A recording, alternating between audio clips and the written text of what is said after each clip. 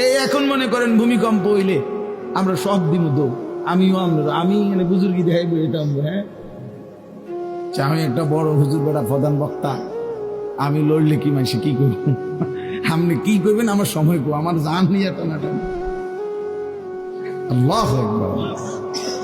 তো এই সামান্য ভূমিকম্প, কিন্তু আল্লাহ তাআলা বলেন ইসরাফিল সিংহা ফু দিলে যে ভূমিকম্প হবে বান্দা, সেটা বড়ই ভয়ানক, সেটা সারা পৃথিবী নড়বে একসাথে।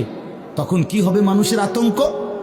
ইয়াউমা তারাউনাহা তাযহালু কুল্লু মুরদিআতিন আম্মা আরদাআত। এই এক নম্বরে আল্লাহ বলেন যে মা তার বাচ্চাটাকে দুধ পান করাইতেছিল, এই কোলের বাচ্চা, দুধের বাচ্চা, আপন মা তার দুধের বাচ্চা ভুলে যাবে, ফেলে দিবে, ছুঁড়ে মারবে, আর মা পাগলের মতো দৌড়ানো শুরু। কোরআন শরীফের আয়াত। ওয়াতাদাউ কুল্লু যাতি হামলিন হামলাহা।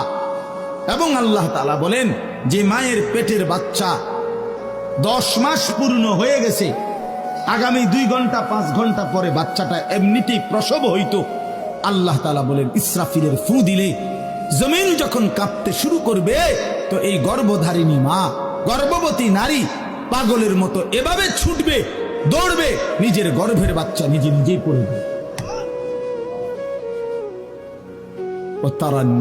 সুকারা, আল্লাহ বলেন মাতালের মতো সমস্ত মানুষগুলো ছুটতে থাকবে।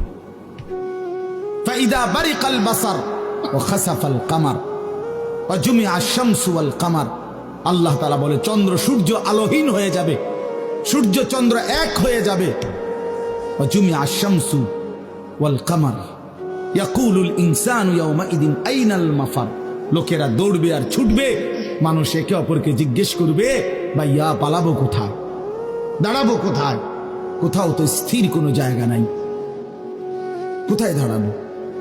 আল্লাহ তাআলা বলেন কাল্লা লা ওয়াজার, না বান্দা, সেদিন আর কোথাও জায়গা মিলবে না। ইলা রাব্বিকা ইয়াওমাইদিনিল মুস্তাকার, আজকে শুধুই কেবল তোমার আল্লাহর কাছেই আশ্রয় ঠিকানা। এভাবে বহু আয়াত কোরআনুল কারীমের মধ্যে আল্লাহ তাআলা বর্ণনা করছেন। আমার ভাই, তো এই ইসরাফিলের ফু দিলে গোটা আলমের মৃত্যু হবে, ভূমিকম্প শুরু হবে। তো এই ভূমিকম্প কেন